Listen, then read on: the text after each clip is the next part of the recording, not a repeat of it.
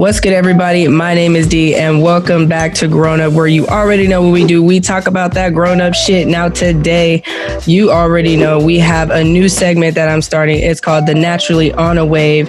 And today, I'm interviewing an artist. His name is Josh Knight. How are you doing? Welcome to Grown Up. Hey, thank you. Thank you for having me so much. I'm doing amazing. Man, it's a blessing to be here. I know you probably are so busy and you probably have so many other people you could have on the platform. So thank you for reaching out to me and, giving me the chance to be here. Oh, I appreciate you. Thank you so much. Thank you for reaching back out to me. Thank you for taking interest. And yeah, I mean, I am busy. I'm a busy bee, but I'm excited. This it keeps me up. It keeps me going. It keeps me motivated. So I'm happy that you're here, man. And let's get it started. Let's get the show popping. So I'm gonna go ahead, let you introduce yourself. You can say your name, where you're from, what kind of music that you do, and then obviously how long have you been doing music? All right. Well, what's up, y'all? I'm Josh Knight. Let's see. Man, I'm from a lot of different places. Right now I live in Sacramento. Been here for the last 3 years, but from Nigeria, born there. Lived in Georgia, lived in Nebraska. Yes. You know what I'm saying? Grew up in Manteca. Finally found my roots in music stuff in Santa Barbara. So it's, shout out to the nation, you know what I'm saying? Yes, shout out. Wow. But let's see, I like to say hip hop soul. I mix between hip hop soul. I did feel that in your music when I was listening to it. Yeah. Cool. Cool. I'm glad that comes across. What is it?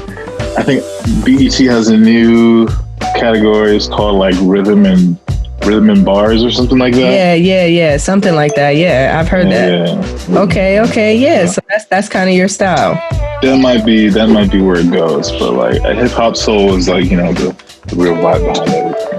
Okay. So how long have you been doing music? For a long time?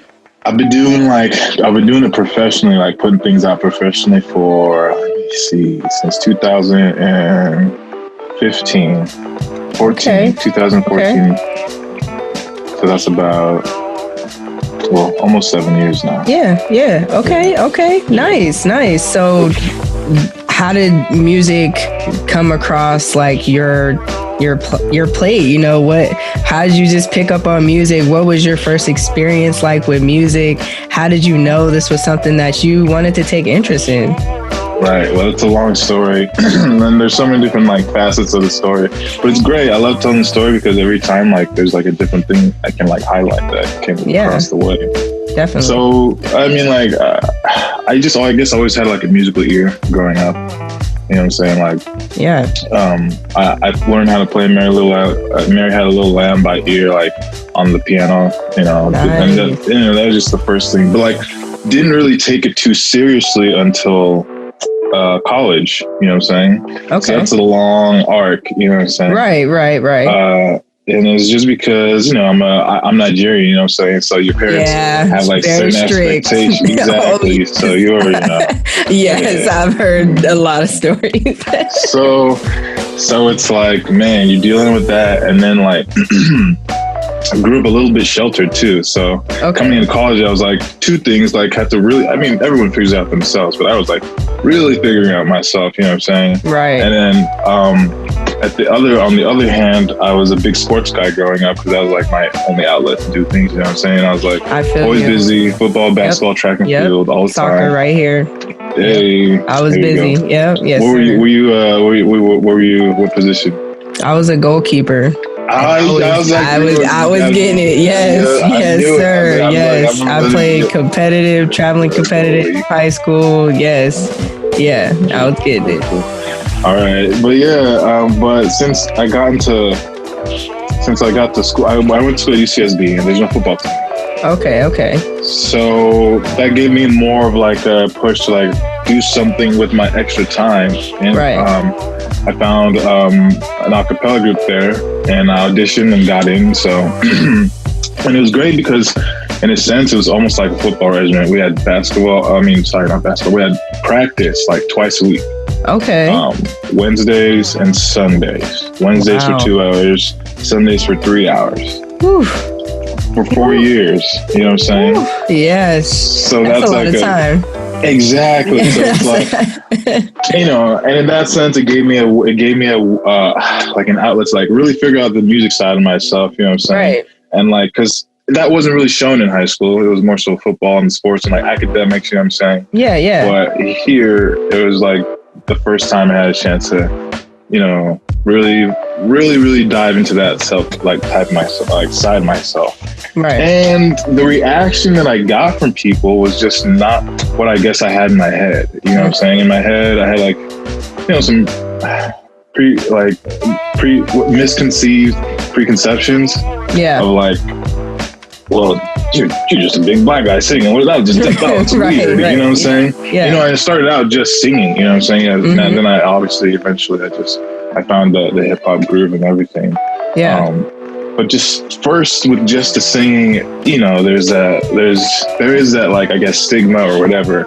So I had to like, you know, figure out things with that. And then when I found this group of guys doing the same exact thing, I was like, oh shoot, well, they're fucking getting it and having a good time. And it's, yeah, you know, it intrigued you. Yeah, exactly. So, yeah. And then even more so, it wasn't until like, I also joined a fraternity in college, which was, okay. I had no intentions really of joining fraternity. It's really, everything kind of lined up. Like I said, there's so many different facets. Right. I got a scholarship going into the school, like just a little scholarship for some, nothing big, like a couple $1,000 for some stuff.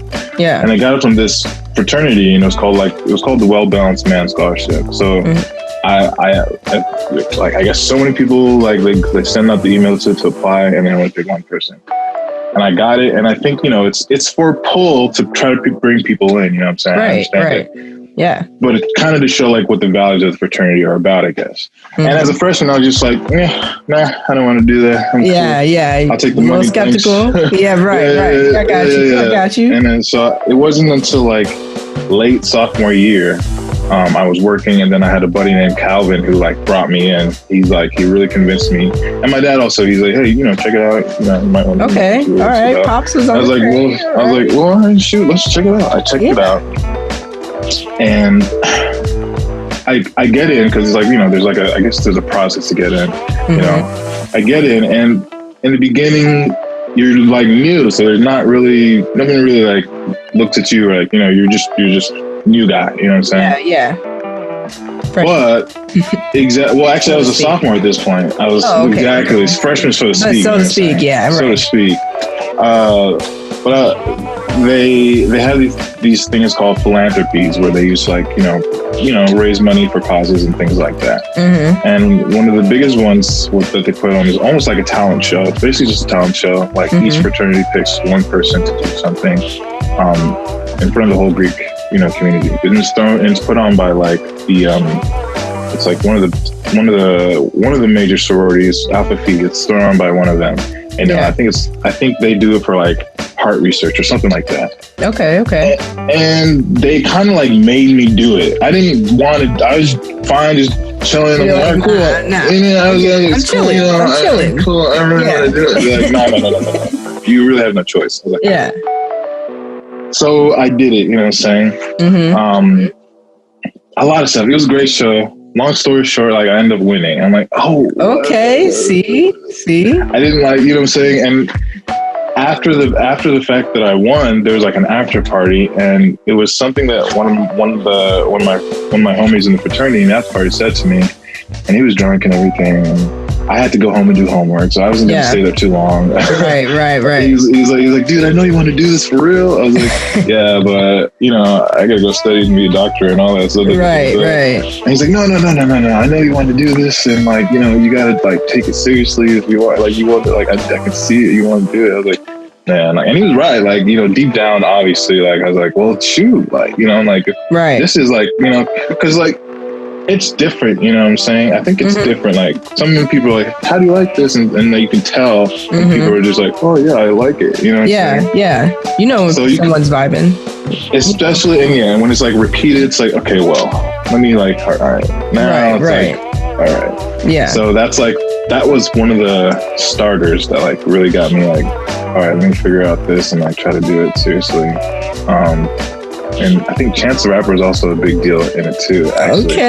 Okay. What happened was my roommate at the time, like he started playing acid rap, and I was like, "What is this?" He's like, "You never heard of Chance the Rapper?" I was like, "No." He's like, "Yeah, this guy's dope." And he told me his age, and at the time he's a year younger than me. I'm like, "What? This guy's a year younger than me, and he's doing this on this level?" And I was like, right. I can't do it. I can't take it anymore. Right. So I think the very next day, like I made my first song. I had a homie in my acapella group. Shout out to Mike. He helped me work it out and everything. And the story continues from there. That's what I'm saying. Like, do you can I keep going? Like, do you mind? Yeah. All right. Yeah. So this is about, all right, now I'm like in the fraternity, at this point. And now I'm like to the point where like there's people coming in as well, and I'm like, and we get to see like, okay, like who do we want to be a part of the fraternity now? Right. So this guy comes, and like he comes the very last day that he's able to come, and I kind of like speak up for him, like when it comes down to like the recruitment process. And I'm just like, this guy, he wants to be a music mogul.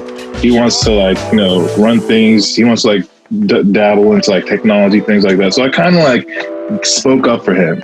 Right. And usually you're not able to get in, like if you don't come all the days. It doesn't really show like you're serious about getting there. Right. But off my word, he was able to get in. So I say that to say that one of the times I was working on my song with my homie, the acapella group, I was walking away from the apartment complex, and I look down and I see my homie that I just got in. And I was like, "Oh, dude, how are you doing?" He's like, "Yeah, dude, I live right here. Like, nice. This is my roommate." And so I'm talking to his roommate, and his roommate's like, "Yo, I'm trying to start a record label. I'm looking for artists out here. Do you know anybody?" I was like, "Dude, what? This is all happening like all at the same time." It's like the stars all aligned. Exactly. And he's the one who really helped me like figure out my artist name, Josh Knight, and like build on my artist profile and everything. That's and so, dope. That's where it like started from there. That is so dope. That's awesome. That's a great story, man. Seriously. Thank you. That's like awesome. So many different it's a lot of elements, but I believe that, everything happens for a reason. And I have a story too that like aligns me to podcasting. So I think that's super dope. Everything happened exactly the way it should. And that's where you ended up here now. And now we've connected, and, we're taking it even further than that. So I'm so happy that you're here telling your story, man. And everybody can, hear it and listen to it, and it could get to more people. So do you produce everything from start to finish? So I don't like produce the music. Not saying like that's not going to be a possibility in the future. No, yeah, for sure. Yeah, but I write everything myself. Okay. I usually record 80% of the stuff I put out. I record in my own home. Dope. In my room. Okay. So all the artwork concepts are like 80% of the time my work or from like my brain, and then maybe I have like somebody like fine tune it, you know what I'm saying? So a lot of stuff is like from me, So. Yes, shout out independent work, man. We get it in, Absolutely. So we don't cap, but we wear a lot of caps. Yeah, you feel me? Yes. I feel that. So you mentioned Chance the Rapper, that you get some inspiration from him. Do you have any other people that you get inspiration from for your songs? So at this point, we all know that struggle of the AirPods where one side dies and you have to pick up the other side. So this is what he was doing. So now we're back. Here we go. I know that struggle. All right. Struggle. Yeah. I know that struggle.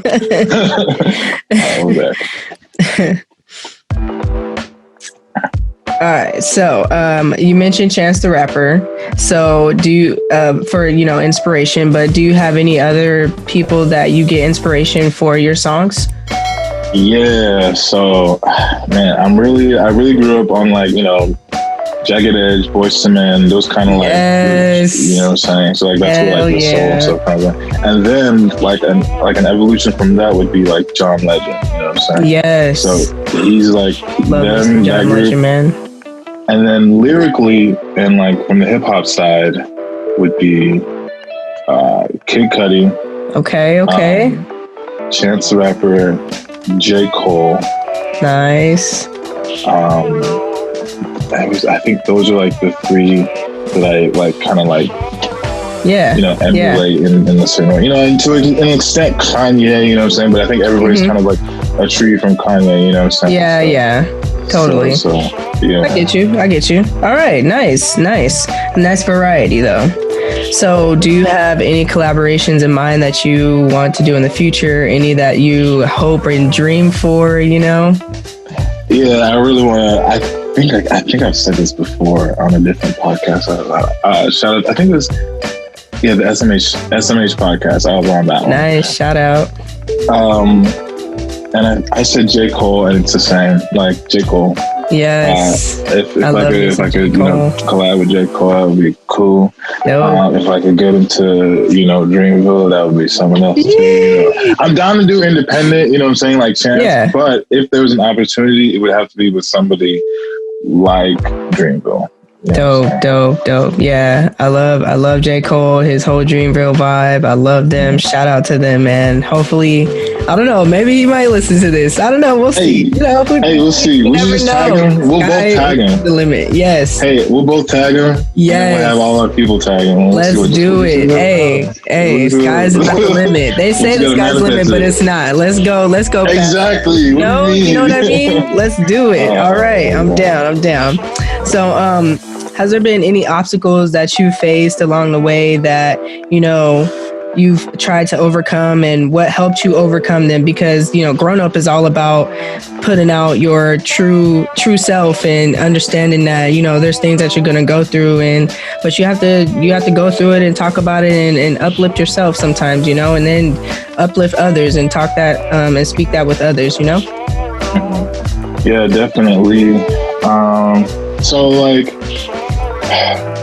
a couple of things, like you're always like, I would say two things. One is just like situational things in life, and then the other thing is just like yourself and like your own self-doubt and stuff. And that's something like right now I'm actually like working on, like really, really tough as much as I can, is like my own self-doubt and things like that. But up until like this point, so I graduated from UCSB in like 2015, and I couldn't really find like a solid job. Thank you. Yep. I actually was able to sing the national anthem at my graduation. See, that's a whole nother story in itself too. Man. After that, I couldn't really find like solid ground and like stable income thing, because I didn't, I was taking this time to like figure out how to be like, a musician and like do things seriously. Because my parents, of course, like they wanted me to go to med school, and that was a track and everything. And yes. You know what I'm saying? So that was a whole Got you. It was just like in their head, just like, you know what I'm saying? So yeah. I had to deal with that. And that was like a couple of years. I had to move back home, and then I hated it. Yeah. It was great not paying rent, but I was not. I feel you. I've been there, man. Yes.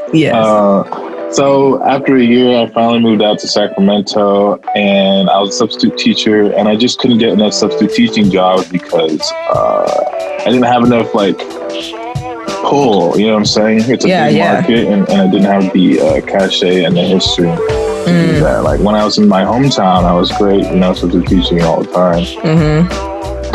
But when I moved out to Sacramento, I couldn't really find something like that. So things kind of came to like a really like screeching kind of halt.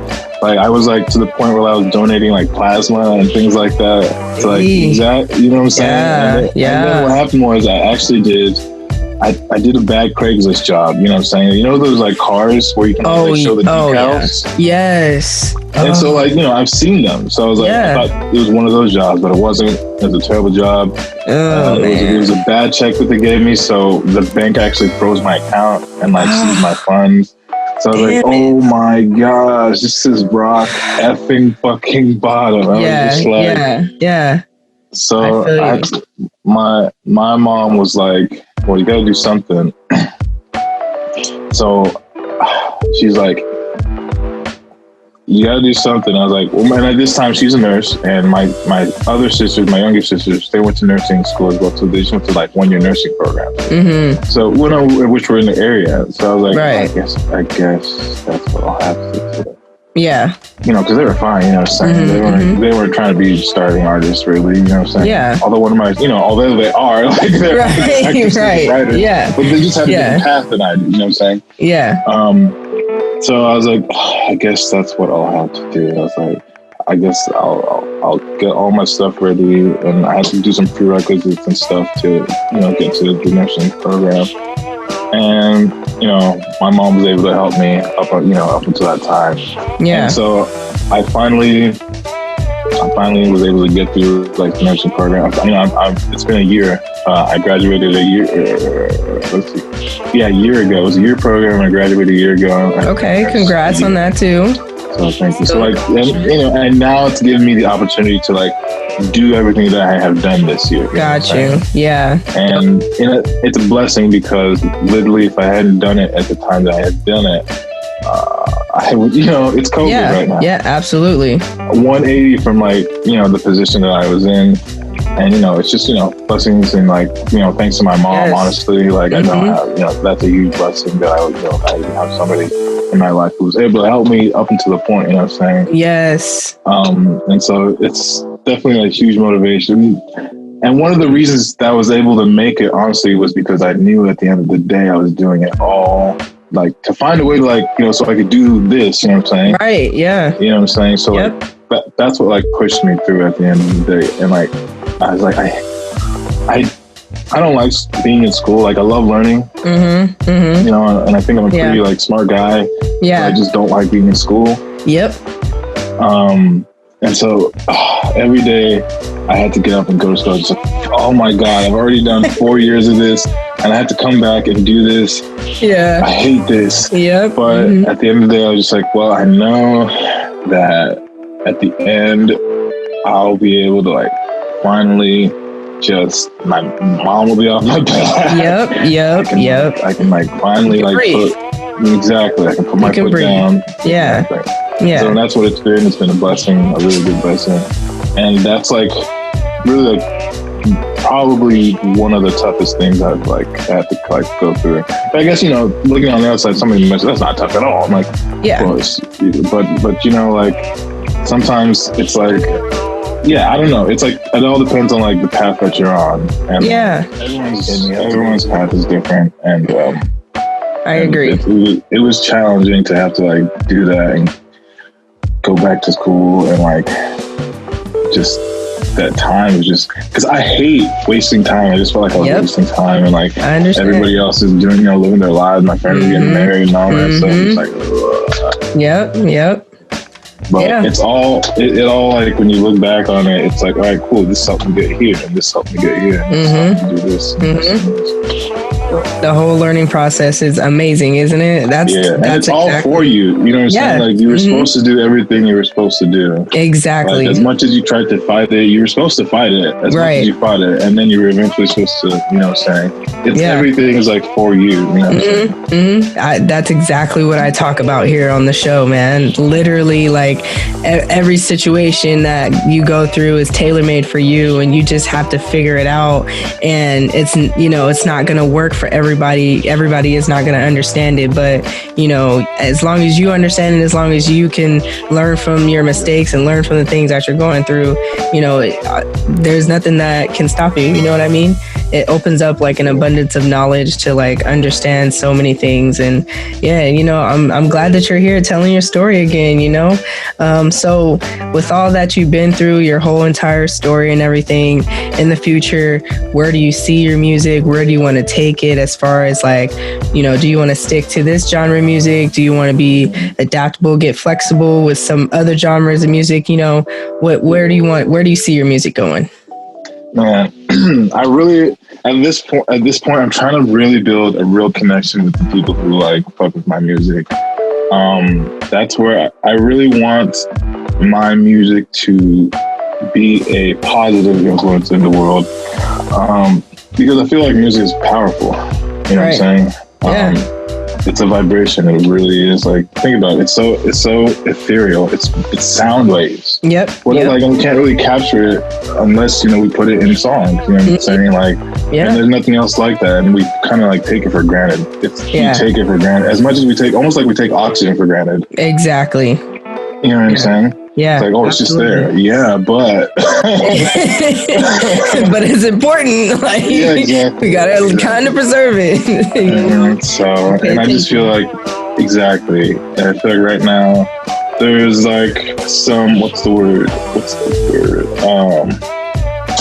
Unconscious, like, or people are just ignorant of like the power. So like, there's a lot of like not so helpful stuff out there. You know what I'm saying? Totally. And I'm all for, you know, telling what's real and like things like that. But like when a certain vibration becomes like more dominant in the industries, you know what I'm saying? And you can see it, you know what I'm saying? Yeah. You can just see how it's affecting culture and things like that. So, and I'm going to have kids one day and they're going to listen to music, and I don't want to necessarily be like, no, don't listen to rap and hip hop because I love it, you know what I'm saying? Right, like, So I should say, like, I feel like I actually have like a duty to like, hey, like be like, you know, maybe not against the tide, but like, you know what I'm saying? Just be like a different voice in the sea, you know what I'm saying? So like, so people know that like, there's something else, you know what I'm saying? And like I said, like, that's not to say I'm not going to talk about things that make me feel upset or sad or whatever. But like at the end of the day, I want people to be like nourished, and like my Instagram tag is like chicken soup for the dopest souls. Like I want people to be like nourished, you know, feel good at the end of the day, you know what I'm saying? And just like honestly just elevate themselves and their higher self, because you always have a higher self. You always have like a higher level of yourself that you can tap into. Absolutely. So I want to build like a community and, you know, like kind of like I guess like a hive of people who think, you know, who think like that and like want to help people get to that level as well too. And as far as like staying in like the genre, I could dabble, you know what I'm saying? Like I could see myself doing like a lot of different things. Of course, always based in like hip hop and like soul. I'm trying to think like folk. I really like folk music. Okay. I really feel that went left. I wasn't going there, but all right. Have you heard? You like Fleetwood Mac? I don't think I've ever heard of him. Maybe I'll listen. Maybe I'll listen. You need to check out Fleetwood Mac. Okay, I got you. Hey, I'm always open to music. Definitely. Yeah, exactly. See, that went left, huh? Exactly. In my head, because folk is very akin to soul. And then, like, you know, all you kind of need is some 808s on there. Yeah, got you. Stuff, you know, okay. All right. Yeah, exactly. That's dope. Hey, that's totally dope, man. So I definitely appreciate you for coming through. Do you want to say any final words for the people? Any last things that you want to say? Man, I just want to say, everybody, like, love yourself. Everybody's trying to make the world a better place, but first you got to make yourself better. Yes. To make the world better. And it sounds selfish, and like it just depends on your intention. Be better so you can help others be better. You know what I'm saying? Yes.